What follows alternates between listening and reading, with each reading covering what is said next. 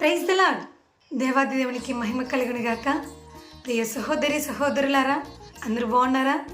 ముందు వీడియోలో మనము మిల్కా అను పేరునకు అర్థము అనేక మంది కామెంట్ రూపంలో తెలియజేశారు. అందుని బట్టి దేవాది దేవునికి స్తోత్రములు. మిల్కా అను పేరునకు అర్థము రాణి. ఈ దినమందున మరొక పేరును కూడా మీకు గుర్తు చేస్తాను. ఈ పేరు నాకు అర్థం తెలుసుకోవాలని కోరుకుంటున్నాను. ఇతని పేరు షేతు.